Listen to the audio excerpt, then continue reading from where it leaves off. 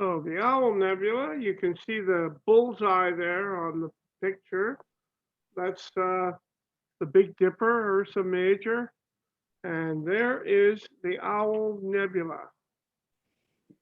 Now this is a planetary nebula, like the Ring Nebula and the Dumbbell Nebula and a host of others.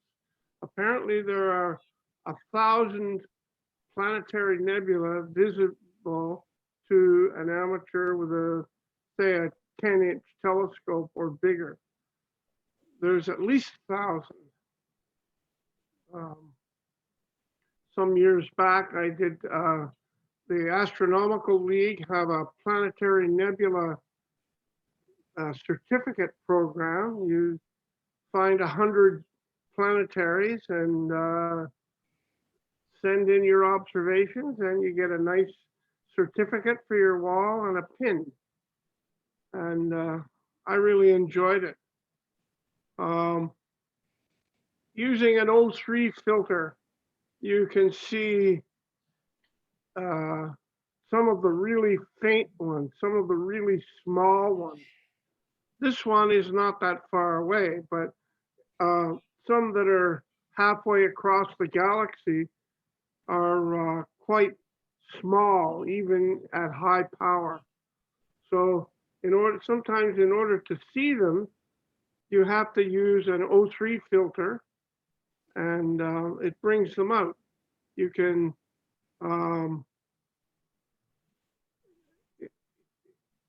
you hold it between your eye and the eyepiece, and then move it away, move it back, move it away, and by that means you can tell which one of the objects in your field of view is the planetary. Anyway, these are the result of an old star like the sun, or somewhat larger or more massive, but mostly smallish stars.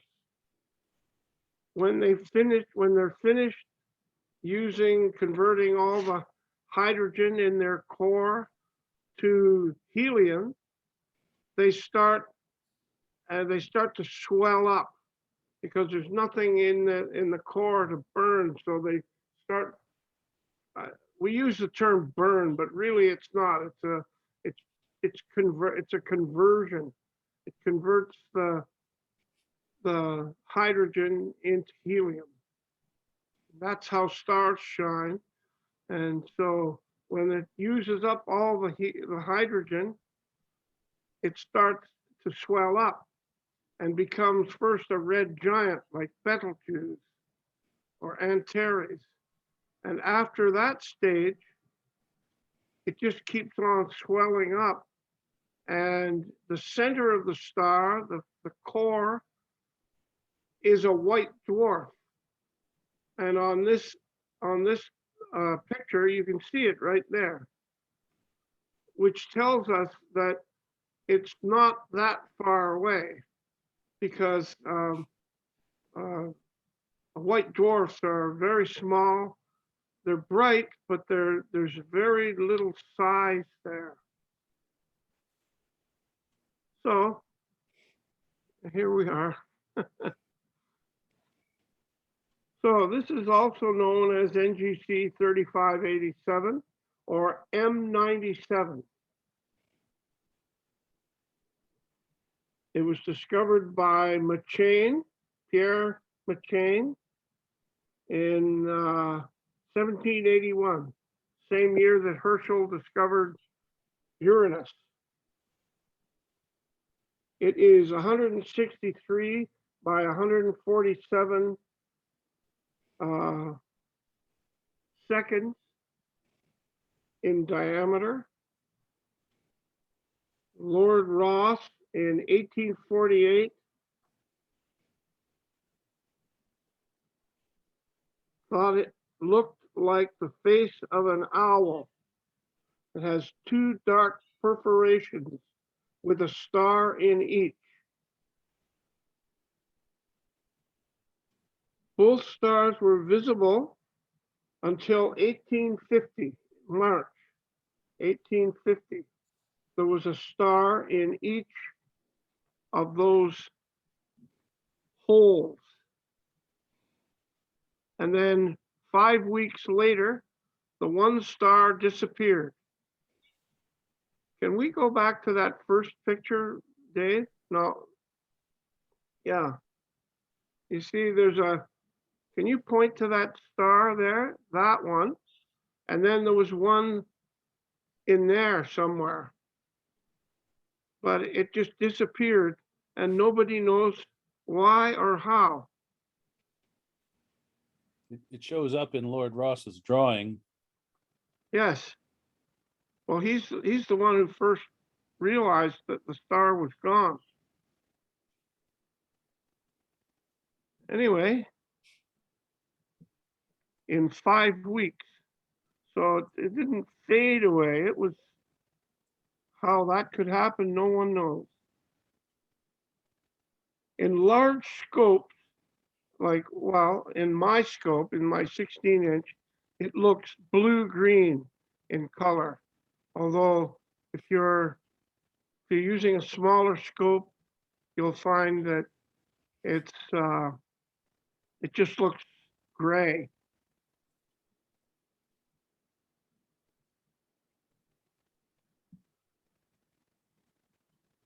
No two astronomers agree on the distance.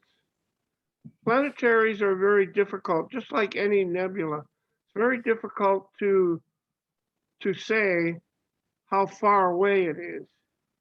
So none of them agree, but a consensus of all of the distances gives a working distance of 3,000 light years. And at that distance, it would be 3 light years in diameter. The central star, which we pointed out there right in the center, is 95,000 degrees Kelvin. So that's a really bright, that's a really hot white dwarf. It's very small, has a radius of 4% of the sun. So it's amazing that at 3,000 light years that we can even see it, but it's actually quite easy to see.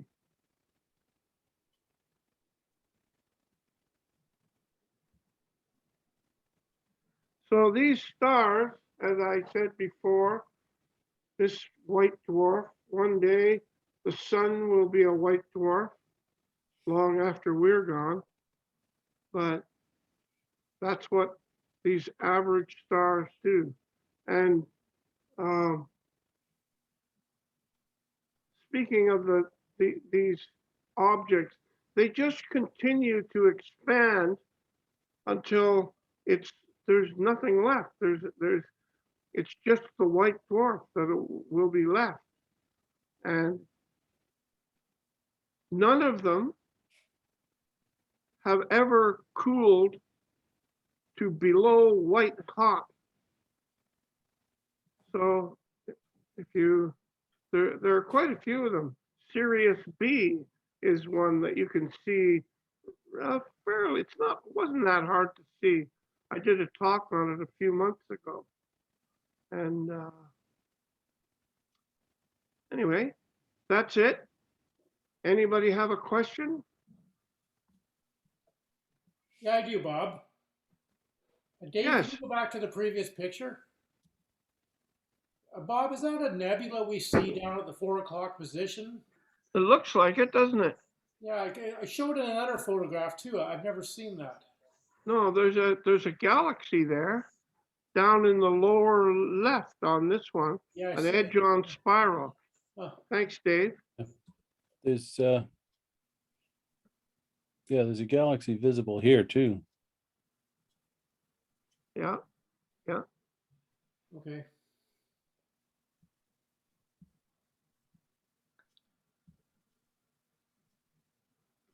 Well, again, thanks, Dave, for making my feeble little talk into something more than it really is. You're welcome. Thanks, find Bob.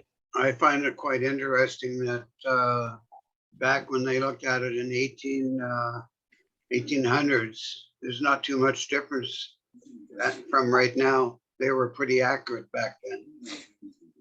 Yeah. But It's just curious, Bob. Do you know if those other two stars that you can see that are like behind the nebula, are they close to the dwarf? they're probably Or closer to us than the nebula. But it's hard to okay, so they're on. depends if they're Okay, a blue supergiant, then they may be farther away than the nebula. I was just curious if they were close enough to be affected by the growth of the nebula or be inside the actual bubble. Unlikely. It would just be a pure coincidence. Okay, Okay, well, thanks, Bob. As always, that was informative. And like I say, it's one of the first things you showed me out at your observatory. So it And kind of he's holds, hel- kind of he's holds a held- special spot for me. he's so. held a grudge ever since about it. Yeah. But No, I it wouldn't, kinda I holds a wouldn't let special- him, I wouldn't let him put it down as if he found it and it was on his Messier list. But I "You did have to- find it, You right? have to find it yourself. I did find, He did find it, there you go. yeah. So anyway, thanks, Bob. unfortunately, I haven't been as lucky as you, Bill, to get that kind of time with Bob. Every time I go there, there's always some newbies there, and they're always taking up Bob's time. Yeah, but what Colin's not telling you is that he doesn't need me. He's got it all down in that brain of his anyway, so he needs me like I need a third foot. I need you for the challenge because you always challenge me. See, I started this thing too, and I thought the whole astronomy thing, and I thought, oh, this is a piece of cake. You look up the telescope, you see what you want, blah, blah, blah. And then I went over to Bob's and I thought, holy crap, this is not what I thought. You have to work at this. And I thought, yeah, I'm not sure about this. Now it's your whole occupation. Well, yeah, that and trying to keep my wife off my back and send her away so I don't have to do anything. So, no. Hey, What?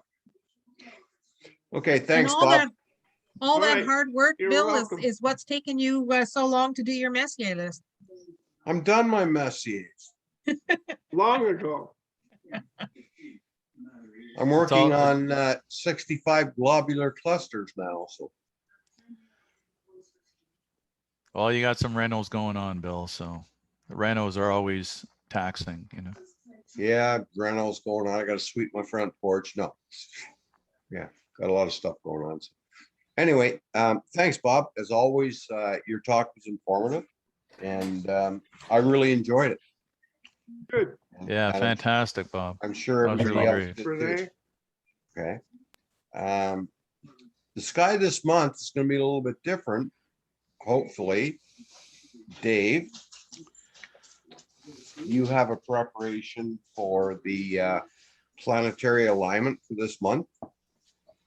Well, this will be the first time I've done the sky this month, so we'll see. Hopefully, it'll be all right. So yeah, there's a great opportunity this month to observe a lot of our planets if you're up to it. So let's get started. First of all, if I can get this working. We got our moon phases that we always mention.